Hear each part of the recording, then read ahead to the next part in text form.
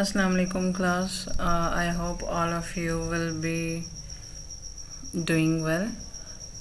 क्योंकि आप लोगों की ऑफ है तो आई एम होपिंग कि आप लोग जो हैं आप लोगों ने अपने टॉपिक्स को अच्छे तरीके से देखा होगा, अपने कॉन्सेप्ट्स को अच्छे तरीके से समझने की कोशिश की होगी। नाउ आप लोगों के पास हमारे पास चैप्टर नंबर 5 में से हमने प्रोग्रामिंग लैंग्वेजेस का इंट्रोडक्शन था। मेरे ख्याल से उसको आप सब लोग अच्छे तरीके से कर चुके हैं। उसके बाद आपके पास अब प्रोग्रामिंग लैंग्वेजेस के थोड़े से वो रह गए हैं, मतलब कॉन्सेप्ट्स रह गए हैं। मुझे लगा कि बजाय इसके कि आप लोग टाइम ज़ाया करें तो this is a slide, video inserted होगी आपकी स्लाइड्स में। उसकी रीज़न ये है कि मैं आप लोगों को बेटर अच्छे तरीके से एक्सप्लेन कर सकूँगी कि क्या चीज़ किस तरीके से परफॉर्म हो रही है। और अगर आप लोगों के कोई भी क्वेश्चंस होंगे आई वुड सजेस्ट यू पहले तो किसी भी लेक्चर को सुनने का अच्छा तरीकाकार इन द वीडियो, और यू कैन से दैट कि डिजिटल एजुकेशन का यही फ़ायदा है कि you can pause the video and you can listen to a concept twice, thrice, 5 times, or even if you have to listen it to 10 times. तो आप एक बात मल्टीपल टाइम सुन सकते हैं, पॉज कर सकते हैं। क्लास में टीचर को पॉज करना थोड़ा सा मुश्किल होता है, राइट? लेकिन चलें उससे बेहतर चलते हैं। इन केस अगर do you have an issues तो यू हैव कॉन्टेक्ट, आप कभी भी मुझे कॉन्टेक्ट कर सकते हैं। नाउ प्रोग्रामिंग के थोड़े से कॉन्सेप्ट हैं। This is your conceptual diagram कि आप लोगों ने इस टॉपिक में क्या क्या डिस्कस करना है। प्रोग्रामिंग के कंपोनेंट्स हैं, जिस तरह आपके पास वेरिएबल्स हैं, वेरिएबल्स आप डिस्कस कर चुके हैं, कॉन्स्टेंट्स भी आप लोग क्लास में डिस्कस कर चुके हैं। फिर भी प्रीव्यू के लिए बता देती हूँ दोबारा से कि वेरिएबल्स जो होती हैं, वेरिएबल्स आपके लिए वो वैल्यूज़ होती हैं that don't change, that change during the execution. Or I told you variables may be like a container or a box. एक टाइम पर वेरिएबल की कोई और वैल्यू हो सकती है और दूसरे टाइम पे वेरिएबल की कोई दूसरी वैल्यू हो सकती है। उसकी एग्जांपल्स हम लोग क्लास में अक्सर कई दफ़ा कर चुके हैं। फॉर एग्जांपल अगर आप नंबर्स लेते हैं, जैसे आप नंबर्स ले रहे हैं 1 2 3 4 या फिर 35 45 75 89 अप टू सोन, जिस तरह के, ठीक है, ये आपके कॉन्स्टेंट्स होंगे, स्पेसिफाइड नंबर्स हैं। या फिर अगर आप कह लें कि कोई नंबर है, जैसे आप उसको ले रहे हैं फर्स्ट 10 नेचुरल नंबर्स, या फिर आप कह लें कि फर्स्ट 10 नेचुरल नंबर्स भी कह सकते हैं, और होल नंबर्स और इंटीजर्स, ये आपके फिक्स नंबर हैं। इन नंबर्स के बारे में आपको पता है, they would be considered constants किसी भी प्रोग्राम के अंदर, वैल्यू के अंदर। लेकिन वो वैल्यूज़ जो कि आपको नहीं पता हैं वो आपके क्या होते हैं, वेरिएबल्स होते हैं। अब इन सब को तो आप कह लें कि प्रीफिक्स्ड वैल्यू हैं, ये आपकी कंसिडर की जाएंगी कॉन्स्टेंट्स। लेकिन वो वैल्यूज़ जो कि चेंज हो सकती हैं। आप फॉर एग्जांपल अगर आप अपनी मर्ज़ी के नंबर ले सकते हैं तो आपके पास डिफरेंट चीज़ें हैं। फॉर एग्जांपल आप N1 नेम रख सकते हैं, N2 up to so on, जिस तरीके से आप रखना चाहते हैं। That was the basic concept, हमने पहले डिस्कस कर चुके हैं। But I thought topic review जितनी दफ़ा हो जाए उतनी दफ़ा ज़्यादा बेटर है। फिर हम मूव करते हैं आपके पास कॉन्स्टेंट्स और वेरिएबल्स के बाद आपके पास आगे स्टेटमेंट्स और कमांड्स। स्टेटमेंट्स और कमांड्स इस स्लाइड में डिस्कस किए हैं, और बाकी सारी चीज़ें भी हमने इसी स्लाइड में डिस्कस की हैं कि एरर्स क्या होते हैं, एरर के टाइप्स कौन कौन सी हैं, और आप लोगों की जो बेसिक प्रोग्रामिंग आप लोगों ने पढ़नी है उसमें ऑपरेटर्स कौन से हैं। अब बिफ़ोर स्टार्टिंग और बिफ़ोर एक्चुअली स्टार्टिंग या प्री कैप और प्रीव्यू के अलावा मैं आप लोगों को बता दूं कि आप लोगों की जो सारे कॉन्सेप्ट्स हैं दे आर द बेसिस और फाउंडेशन फॉर योर प्रोग्रामिंग। अब ईजीली प्रोग्रामिंग पे किसी भी प्रोग्रामिंग लैंग्वेज में जंप करना बहुत इजी होता है, इसमें ऐसे कोई मुश्किल चीज़ नहीं है। फ्लो चार्ट्स और एल्गोरिदम्स आप कर चुके हैं, लॉजिक्स बनानी आपको समहाउ आ गई हैं, ठीक है। जैसे आपने ग्रेडिंग करनी है, परसेंटेज करनी है, कैलकुलेशंस या फार्मूलाज वगैरह बनाने आपको आ गए हैं। लेकिन उससे पहले आपके पास कुछ चीज़ें होती हैं, अगर आप उनको बेटर अंडरस्टैंड कर लें तो वो प्रोग्रामिंग के कुछ कॉन्सेप्ट्स कह सकते हैं, प्रोग्रामिंग की टर्म्स कह सकते हैं, जो भी आप उन्हें नाम देना चाहें। Okay, next we have commands and statements. Commands and statements, you can say they are somehow confusing, or maybe sometimes they are used interchangeably. Like उनका कॉन्टेक्स्ट एक जगह का होता है, उनकी जो मीनिंग्स होते हैं वो एक तरह के होते हैं, आप कह सकते हैं। अगर कोई कंसिडर करता है कमांड्स और स्टेटमेंट्स को एक तरीके से करता है, लेकिन उनके अंदर हमारे पास छोटा सा स्लाइड डिफरेंस होता है। स्लाइड डिफरेंस क्या कह लें आपका, इस तरीके से होता है कि कमांड्स जो होती हैं वो ऐसी इंस्ट्रक्शन होती हैं जो कोई ना कोई मतलब पर्टिकुलर टास्क वगैरह आपने करना हो, या फिर आपकी कह लें कि वन लाइनर्स होते हैं, जैसे go outside, load, run, save, CLS आप लोगों ने पढ़ा होगा, क्लियर स्क्रीन के। इस तरह के कमांड्स होती हैं, वो कॉम्प्लिकेटेड नहीं होती। अगर हम लिटरल मीनिंग देखें कमांड्स का, मतलब इंग्लिश लेवल के मुताबिक मीनिंग्स देखें, कंप्यूटर में मैं आप लोगों को हमेशा एक चीज़ कहती हूँ कि आप लोगों की सबसे इजी चीज़ जो होती है वो आपकी होती है naming conventions. Your naming conventions are really easy. तो कमांड जो होती है उसका सिंपल सिंटैक्स होता है, और आपकी लिटरल मीनिंग के मुताबिक भी वो इजी ही होती हैं, मतलब क्लियर वर्ड्स में कही जाती हैं।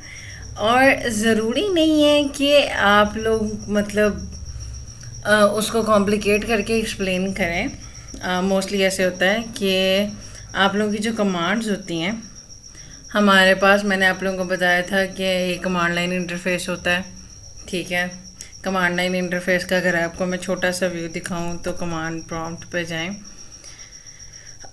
जैसे तो ये आपका कमांड लाइन इंटरफेस है। अगर आपने किसी भी चीज़ को एक्सेस करना है तो यहाँ पर आप किसके ज़रिए से एक्सेस कर सकते हैं, कमांड टाइप करेंगे। आप जो भी कमांड टाइप करेंगे उसी कमांड के मुताबिक जो है आप जो फाइंड आउट करना चाहते हैं वो कर सकते हैं। फॉर एग्ज़ाम्पल अगर आप कह लें कि मैं एक कमांड टाइप करती हूँ system info.exe,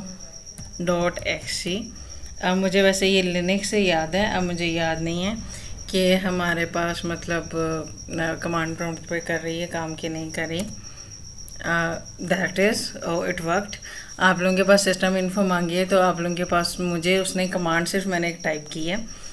अब ये चीज़ है आप लोगों के एक GUI में या फिर कह लें कि कमांड लाइन इंटरफेस में छोटा सा डिफरेंस है। वो छोटा सा डिफरेंस यही है कि कमांड लाइन में सिर्फ एक कमांड आपने टाइप की, कमांड के टाइप करने से उसने सिंपली आपको सारे का सारा जो डाटा आपके PC का निकाल के दे दिया, या वट एवर भी जो कमांड में आपने रिक्वेस्ट की थी वो उसने आपको दे दिया। कमांड लाइन इंटरफेस में GUI में ग्राफिकल यूज़र इंटरफेस में आप क्या कहेंगे कि मतलब विंडोज़ की सेटिंग्स में जाएंगे, सेटिंग्स में जाकर एक एक चीज़ ढूंढेंगे। तो जो प्रोग्रामर्स होते हैं बेसिकली वो कमांड लाइन इंटरफेस पे ज़्यादा काम करते हैं।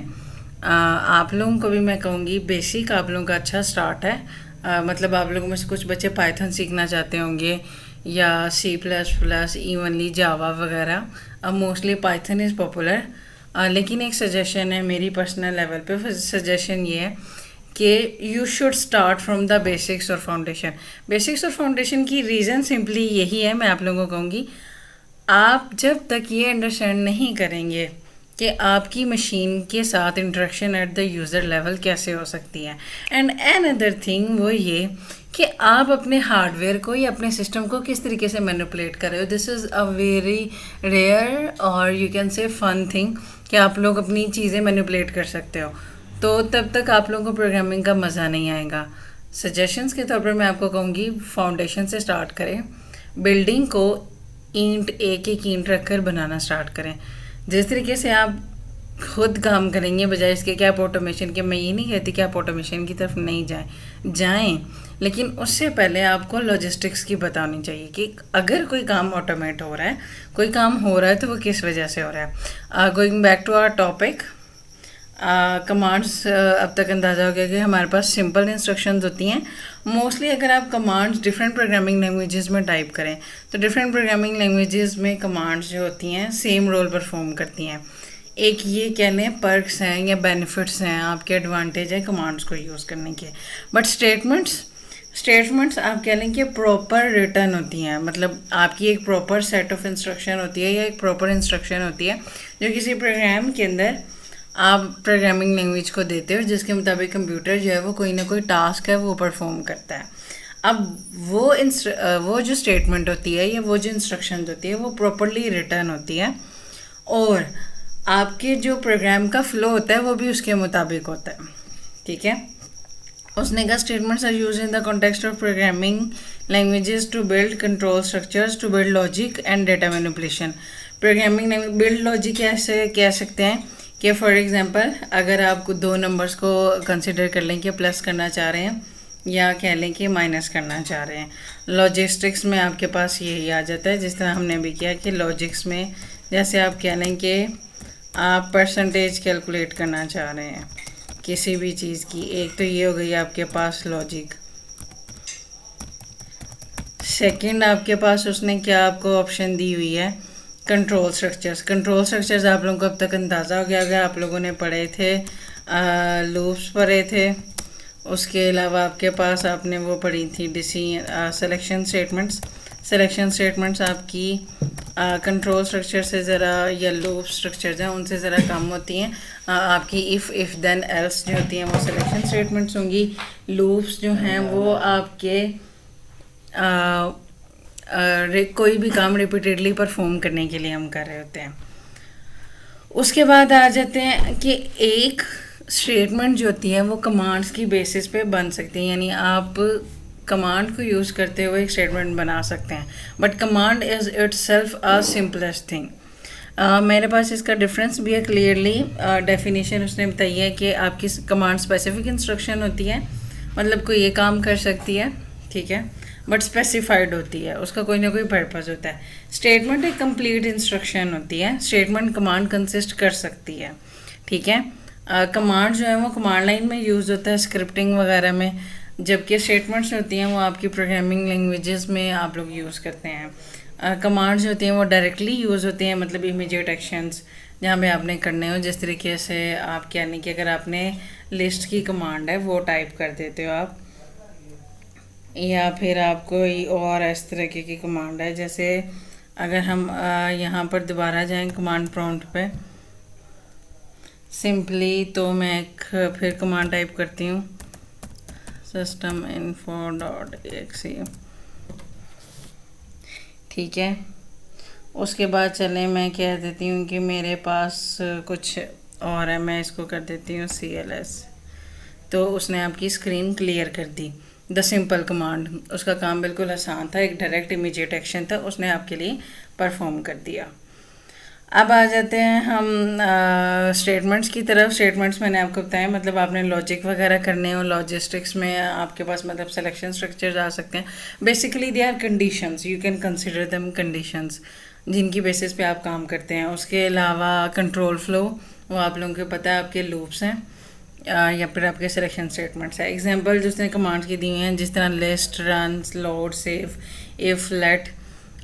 CLS भी मैंने आपको एक कमांड टाइप करके दिखाई, उसकी वर्किंग करके दिखाई।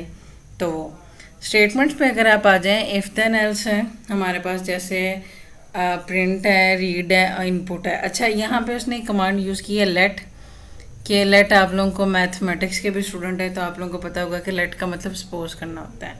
यहाँ पर हम कह लें कि हमने let x is equal to 10 consider कर लिया। अब इसी ज़रा कॉन्सेप्ट को लेकर चलें, let is x is equal to 10 के, तो आपके पास ये कमांड है, ये हो गई आपकी complete instruction, x is equal to 10। उसके अलावा x जो है वो आपके पास यहाँ पर होगा वेरिएबल, वो वेरिएबल जिसकी इस टाइम आपने वैल्यू क्या रखी हुई है 10। If you want to run a program, तो वो नेक्स्ट टाइम आपकी वैल्यू चेंज हो सकती है। इन केस अगर आपको कमांड और स्टेटमेंट्स के टॉपिक में कोई इशू है, you can ask me questions any time. मैं एक दफ़ा फिर से ब्रीफ कर दूं, कमांड हमारे पास स्पेसिफिक इंस्ट्रक्शन है, डायरेक्ट इमीडिएट एक्शन है, जबकि स्टेटमेंट जो है वो कंप्लीट प्रॉपर इंस्ट्रक्शन होती है।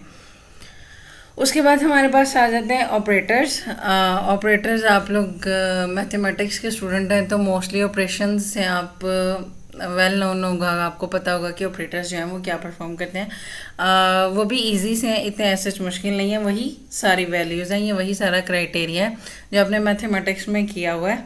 आपके पास डिफरेंट टाइप ऑफ ऑपरेटर्स उसने दिए हुए हैं। असाइनमेंट है, अरिथमेटिक है, रिलेशनल और लॉजिकल। असाइनमेंट कह लें कि आपका जिस तरीके से आप लोगों को मैंने असाइनमेंट्स दी हुई हैं वही कंसिडर कर लें। जैसे आपने किसी को वैल्यू असाइन करनी है, किसी वेरिएबल को, या फिर एक वेरिएबल को कोई दूसरा वेरिएबल असाइन करना है। अरिथमेटिक आपके अरिथमेटिक फंक्शंस परफॉर्म करता है। रिलेशनल जो हैं आपके पास कंपैरिजन के लिए यूज़ होता है। लॉजिकल ऑपरेटर्स आपके एंड और नॉट ऑपरेटर्स होते हैं। आपके सिलेबस में डिस्कस नहीं है, लेकिन आई वुड सी कि हम इसको किस तरीके से लेकर चलेंगे। अच्छा जी, असाइनमेंट ऑपरेटर मैंने आपको बताया किसी भी वैल्यू को असाइन करने के लिए। फॉर एग्जांपल आपने एक वेरिएबल में दूसरा वेरिएबल असाइन किया हुआ है, या फिर आप सिंपली क्या कर सकते हैं कि एक वेरिएबल को कोई भी कह लें कि वैल्यू जो है वो असाइन कर दें। जैसे 5 है वो कह लें, वो आपके असाइनमेंट ऑपरेटर है, सबसे सिंपलेस्ट ऑपरेटर है। अच्छा, असाइनमेंट ऑपरेटर का सिंपल ये यूज़ है, लेकिन इसके अलावा भी ये यूज़ होता है डिफरेंट कॉम्बिनेशंस के साथ। लाइक आपका रिलेशनल ऑपरेटर में यूज़ हो सकता है, लॉजिकल ऑपरेटर में यूज़ हो सकता है, या अरिथमेटिक ऑपरेटर में जो इक्वल साइन है वो यूज़ हो सकता है। डिपेंड्स कि आपका यूज़ कैसा है। जैसे कि कोई बोथ वैल्यूज़ इक्वल हैं तो उन्हें कंपैरिजन करने के लिए हम क्या करते हैं, उनके कंपैरिजन के लिए हम जैसे कि लिखते हैं कि A is equal to B, कि क्या ए जो है वो बी के इक्वल है या नहीं है। ठीक है, तो असाइनमेंट ऑपरेटर वैसे बेसिकली आपका कंपाउंड यानी मिक्स करके भी यूज़ हो सकता है और सिंपली भी यूज़ हो सकता है। नेक्स्ट आपका आ जाता है arithmetic operator. Simple mathematical operation है, ए प्लस बी, ए और बी को प्लस करता है, ए माइनस बी, ए और बी को माइनस मतलब दो वैल्यूज़ को माइनस करेगा, मल्टीप्लिकेशन मल्टीप्लाई करेगा, डिवाइड वो डिवाइड। मॉड्यूलस थोड़ा सा बच्चे कंफ्यूज होते हैं स्टार्ट में प्रोग्रामिंग में, वो इस वजह से कंफ्यूज होते हैं कि उन्हें मतलब अंदाज़ा नहीं होता कि अगर आपने डिवीजन करनी है तो उसका आंसर कैसे लिखना है। लेट्स सी, आप कह लें कि अगर आप मतलब हम ये ज्यूम कर लें कि आपने जो डिवाइड किया है किसी भी नंबर को, जैसे आप कह लें कि आपने लिखा है 6 डिवाइडेड बाय 2। ठीक है, 6 को अगर आपने 2 से डिवाइड किया तो आप लोगों के मुताबिक आंसर आएगा 3, लेकिन ये डिवीजन का आंसर है। मॉडुलस जो है वो आपका क्या कैलकुलेट करता है, रिमाइंडर कैलकुलेट करता है। अब आप लोग जब अपनी डिवीजन करते हैं तो 3 को 2 को ज़रा डिवाइड करें तो 6 से वो टोटली डिवाइड हो जाता है। जो आपका डिवीजन का आंसर होता है वो 3 आता है, लेकिन जो आपका रिमाइंडर है इस केस में, जैसे 6 अगर आप लें मॉडुलस 2, जो रिमाइंडर है वो इस केस में क्या आएगा, 0, क्योंकि आपने जब 2 3 इधर 6 किया, 6 में से 6 को माइनस किया तो आपका रिमाइंडर कुछ भी नहीं बचता। लेकिन अगर आप दूसरा कोई सिनेरियो करें, फॉर एग्जांपल अगर आप कह लें कि 14 मॉडुलस 3, तो उसका आंसर क्या आएगा, टेल इन कमेंट्स। ठीक है, नेक्स्ट हम चले जाते हैं रिलेशनल ऑपरेटर। आपकी बुक में यही डिस्कस किए थे, तो I will keep it simple for you. Relational operators जो हैं वो आपकी वैल्यूज़ को सिंपल वैल्यूज़ या वेरिएबल्स हैं उन्हें मतलब कंपेयर करते हैं। सबसे पहले मैंने आप लोगों को जिस तरह असाइनमेंट ऑपरेटर है ऊपर बताया कि आपका कंपाउंड लेवल पर भी यूज़ हो सकता है, डिफरेंट दो ऑपरेटर्स को मिक्स करके भी। इक्वल टू है वो बताता है कि दो वेरिएबल्स या दो वैल्यूज़ एक दूसरे के इक्वल हैं कि नहीं। नॉट इक्वल टू ये डिसाइड करता है। कंडीशंस में यूज़ हो सकते हैं आपके ये, कि जिस तरह आप लोग परसेंटेज वगैरह कैलकुलेट करना चाह रहे हैं कि अगर आपकी इतनी परसेंटेज होगी, या अगर आप वो डिस्काउंट वगैरह कैलकुलेट करना चाह रहे हैं। ग्रेटर देन है, आपकी ग्रेटर वैल्यू फाइंड आउट करता है, लेस देन है, और greater than equal to, less than equal to obviously आपकी कंडीशंस के मुताबिक यूज़ होता है। जिस तरह मैंने आप लोगों को एग्जांपल दिया है कि अगर आप कोई बजट सिस्टम बनाना चाह रहे हैं या कोई डिस्काउंट सिस्टम बनाना चाह रहे हैं, या फिर आप कह लें कि स्टूडेंट्स के ग्रेड्स हैं वो कैलकुलेट करना चाह रहे हैं। जैसे अगर आप लोगों के grades greater than equal to 90 होते हैं तो A+ आता है। Similarly greater than equal to 80 होते हैं तो A आता है। ये सिनेरियो।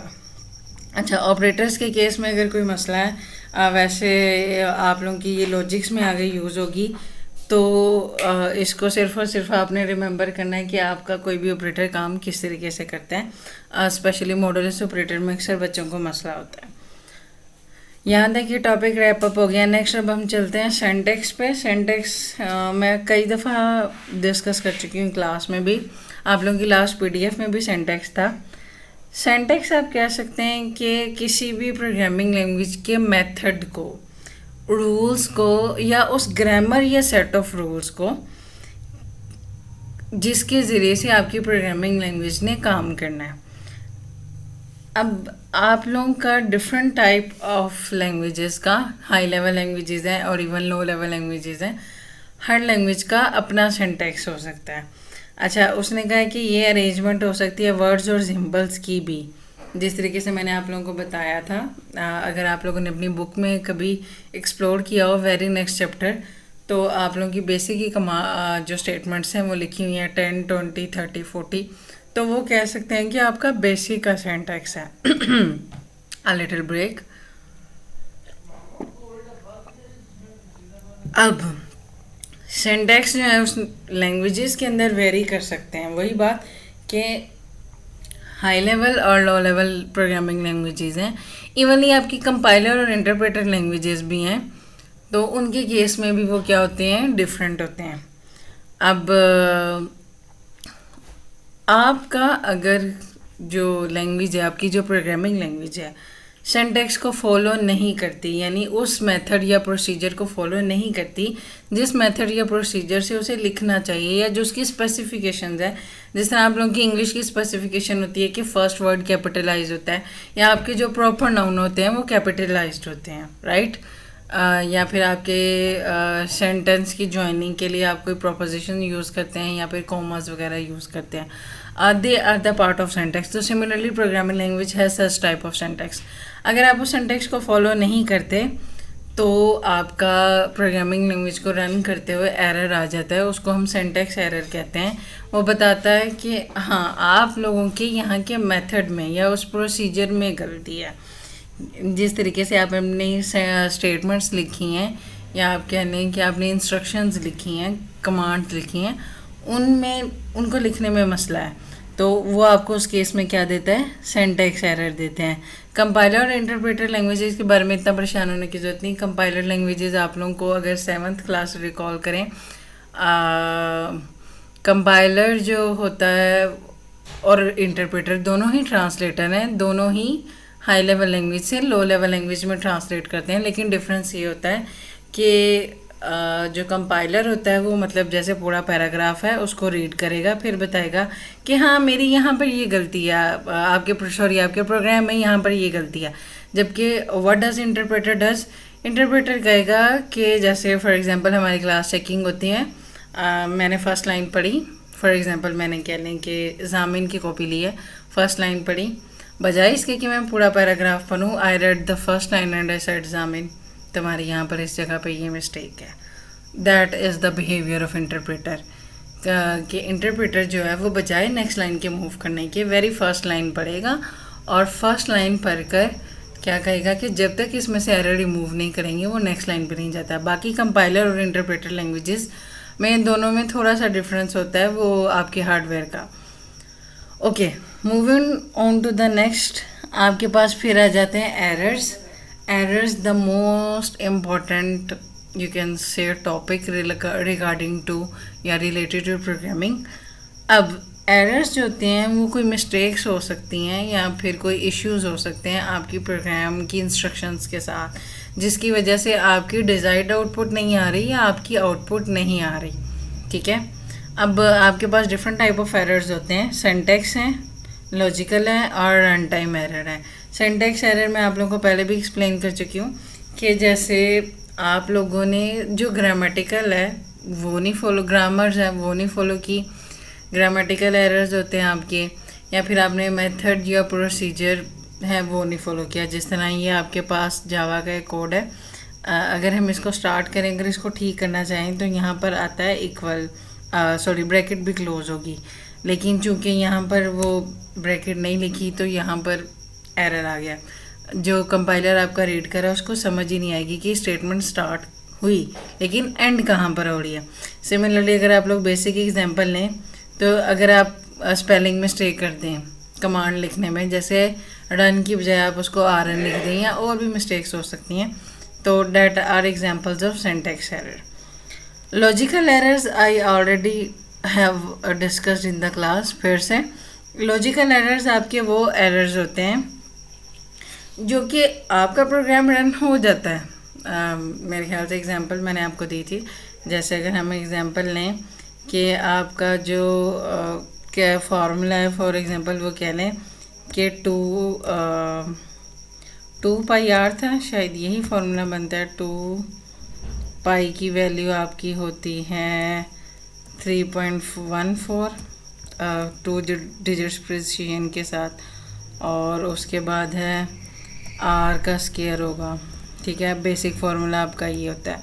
तो इन केस के अगर आप यहाँ पर आर को सिंगल कर देते हैं, जैसे ये वाला आर रिमूव कर देते हैं, या इन केस आप यहाँ पर पाई की वैल्यू बहुत बोल्ड होकर 2.98 लिख देते हैं, वो आपकी कैलकुलेशन करेगा। आपका प्रोग्राम जो है वो ये नहीं कहेगा कि मुझे नंबर्स दिए गए हैं तो मैं उसकी कैलकुलेशन नहीं करूँगा। They will do that calculation, लेकिन आंसर वो नहीं है जो कि आपको चाहिए या आपको डिज़ायर्ड है। वो लॉजिकल एरर्स होते हैं, और सबसे मुश्किल ढूंढने लॉजिकल एरर्स ही होते हैं, क्योंकि आपकी आउटपुट आ रही होती है बट डाटा इज़ंट करेक्ट। आपके फॉर्मुलेशन में या आपकी कैलकुलेशन में या आपने जो लॉजिक बनाई होती है उसमें कहीं ना कहीं, या एलोकेशन में कहीं ना कोई मसला आ रहा होता है। इसीलिए लॉजिकल एरर्स जो हैं वो डिटेक्ट करने हार्ड होते हैं। उसका एक कह लें कि बेस्ट वे या बेस्ट प्रोसीजर ये है, बेस्ट प्रोग्रामिंग प्रैक्टिस ये है कि आप लोग जब भी फार्मूलाज लिखते हैं उसके साथ आप कमेंट्स कर सकते हैं अपने कोड में कि आपका ये वाला फार्मूला ये काम परफॉर्म कर रहा है। उससे आपको ये अंदाज़ा हो जाता है कि अच्छा, इस फार्मूले को मैंने इस काम को करने के लिए, फॉर एग्जांपल अगर आप परसेंटेज कैलकुलेट करें या whatever you are doing, तो आप लिख सकते हैं कमेंट्स में कि जी इस काम को मैंने इसके लिए यूज़ किया।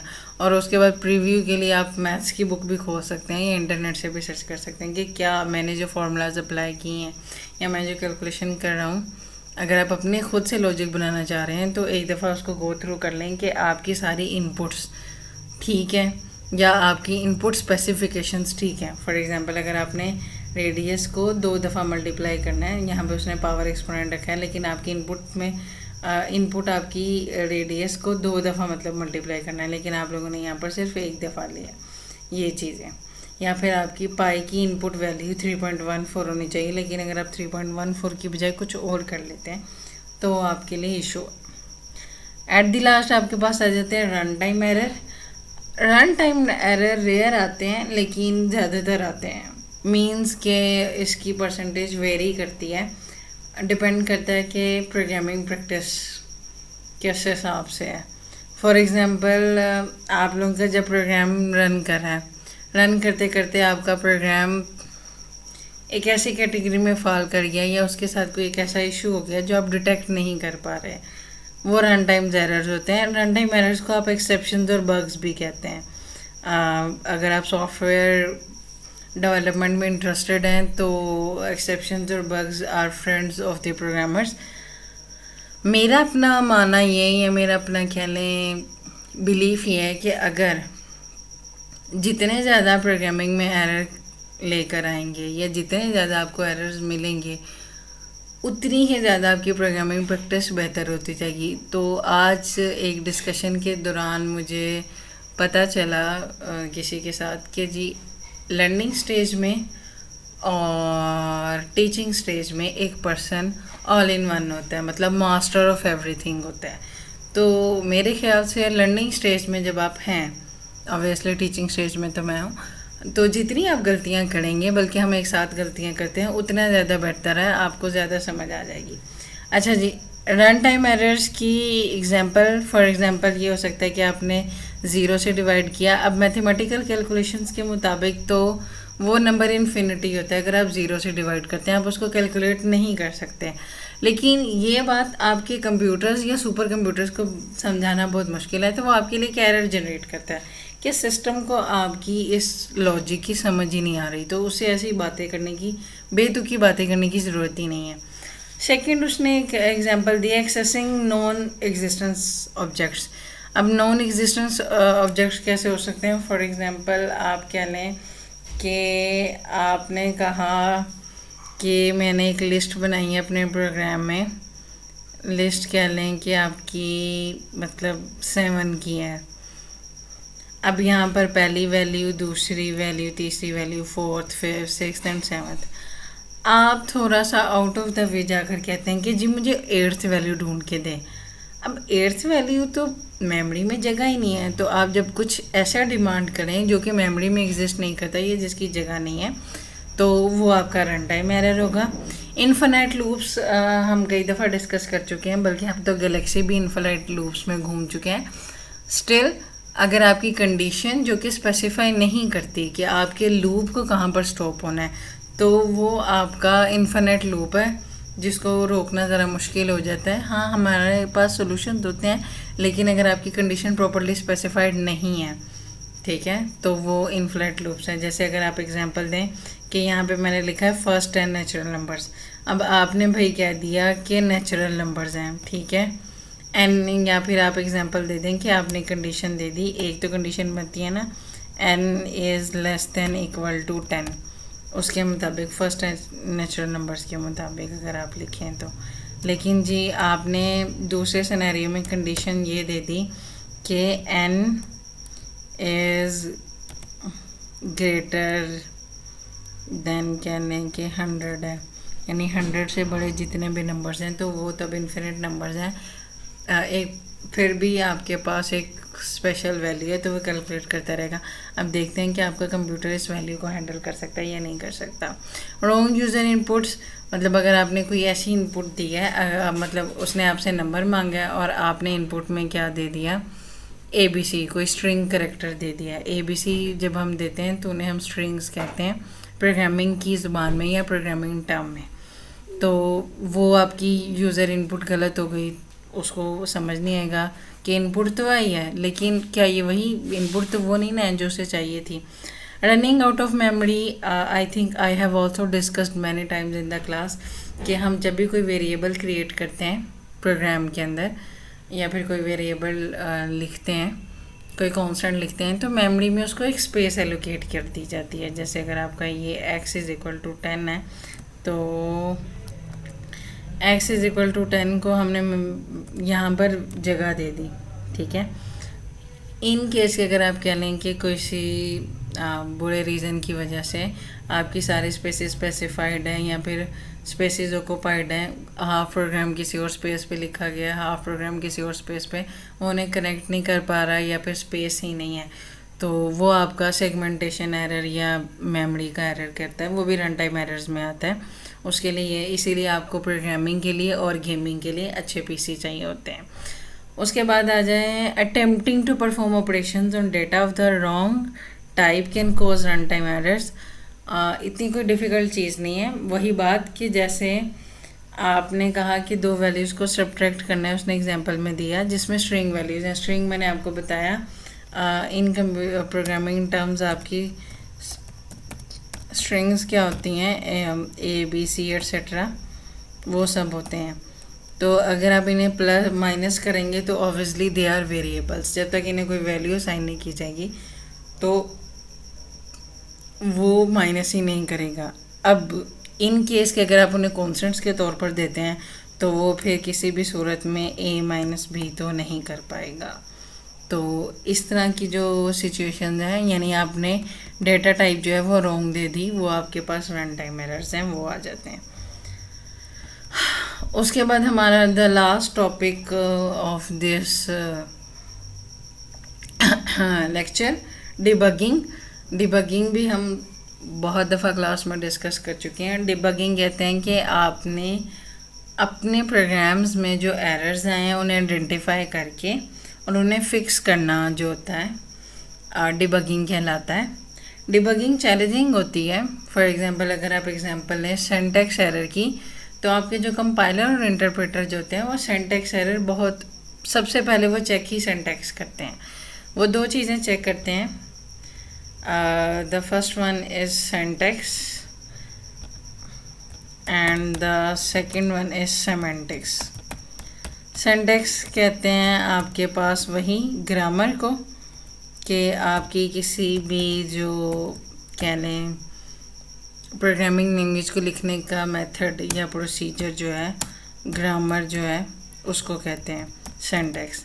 सेमेंटिक्स कहते हैं मीनिंग को, यानी जब आप प्रोग्रामिंग लैंग्वेज में स्टेटमेंट्स लिखते हैं, इंस्ट्रक्शंस लिखते हैं, जैसे आपके पास यहाँ पे इंस्ट्रक्शन है x = 10, तो जब प्रोग्रामिंग लैंग्वेज में उसको रीड किया जा रहा होता है, हाई लेवल से लो लेवल में ट्रांसलेट किया जा रहा होता है, तो सिर्फ और सिर्फ वो सिंटैक्स को नहीं देखता, वो उसके मीनिंग को भी देखता है कि आइदर इस बात का कोई मतलब बनता है या नहीं बनता है।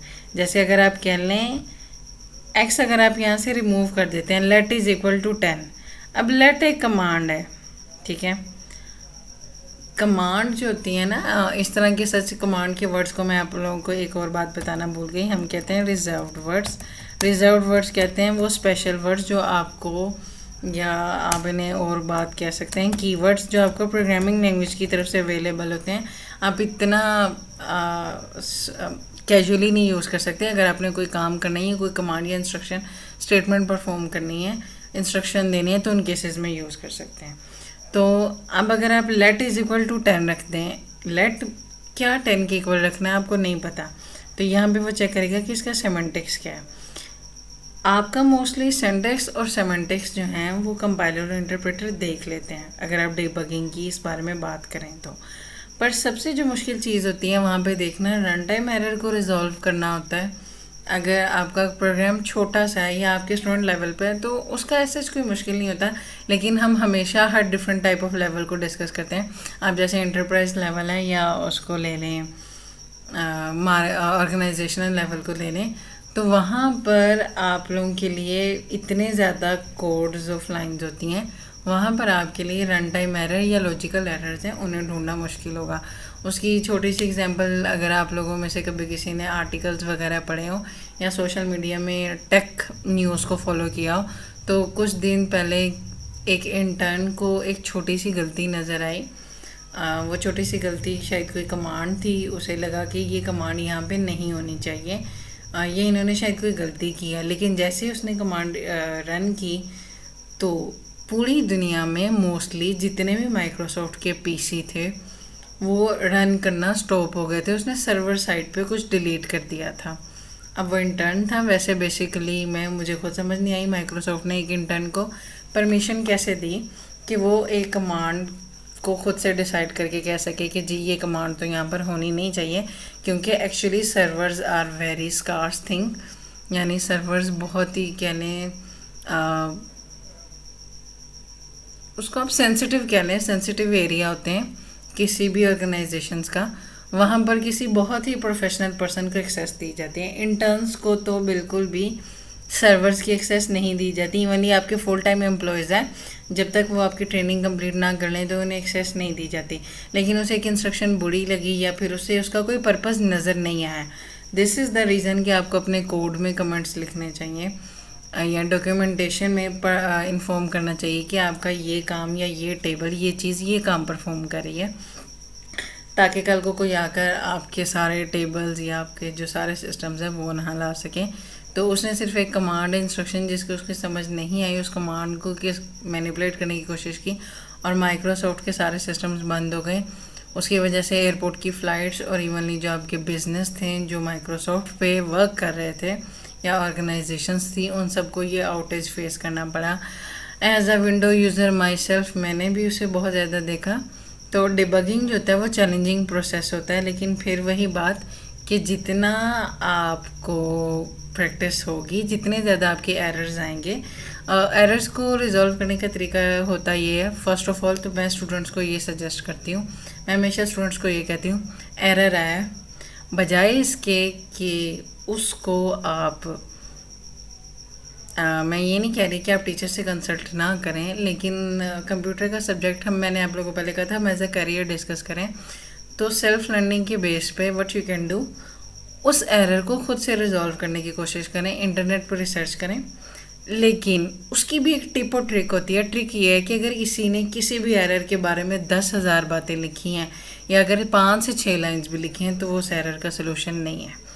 जो आपके पास होता है ना प्रॉपर प्रोग्रामर या प्रो प्रोग्रामर कह लें, वो 2 लाइंस में या 2 कामों में 2 क्लिक्स में 2 कमांड्स में आपको उस एरर को रिजॉल्व करके देगा या मे बी इसको बैक ट्रैक करके रिजॉल्व करके देगा। आप ये कर सकते हैं कि जितने भी सजेशंस दिए गए हैं उन्हें पढ़ें, उसके मुताबिक ट्राई करने की कोशिश करें। जितने सजेशंस दिए हैं उन्हें अपने नोट पैड में लिखें, नोट डाउन करें, फिर उस सजेशन को परफॉर्म करते जाएं और देखते जाएं कि किस ज़रिए से आपका एरर जो है वो रिजॉल्व हो रहा है। और जिस मेथड के ज़रिए से आपका एरर सबसे जल्दी रिजॉल्व हुआ है, that is the best solution in your problem solving. यानी आपके मल्टीपल सोल्यूशन हो सकते हैं एक प्रोग्राम के प्रॉब्लम के, उस प्रॉब्लम में जो आपका सबसे फास्टेस्ट मेथड होता है जिसके नंबर ऑफ़ स्टेप्स भी कम होते हैं, वो आपका बेस्ट सोल्यूशन होता है। ओके, तो फिर वही बात, जितनी ज़्यादा मिस्टेक्स उतनी ज़्यादा लर्निंग। बस ये नहीं करना कि आप लोगों ने पूरी दुनिया के सिस्टम्स बंद करने हैं, but try to be related to stay relevant to your work. जितना आप कोशिश किया करें, अगर आप इवनली अगर आप वहाँ पर जाते हैं, ऑर्गेनाइजेशनल लेवल पर जाते हैं, तो आप अपने सीनियर से कंसल्ट कर सकते हैं। उम्मीद करती हूँ आप लोगों को एक अच्छा सीनियर मिले ताकि आप लोगों की गाइडेंस अच्छी हो जाए और आप लोगों को जो एक फेलो डिबगर है वो भी मिल जाएगा जो कि आपकी प्रॉब्लम्स को रिजॉल्व करेगा। Okay, this is the end of lecture. अगर आप लोगों को कोई भी इश्यूज़ हैं you can contact me, but I will suggest you see this video many times. उसके बाद फिर भी अगर आप लोगों को लगता है कि कहीं पे कोई इश्यूज़ हैं और यू हैव एनी क्वेश्चंस, तो you can discuss it with me. Thank you.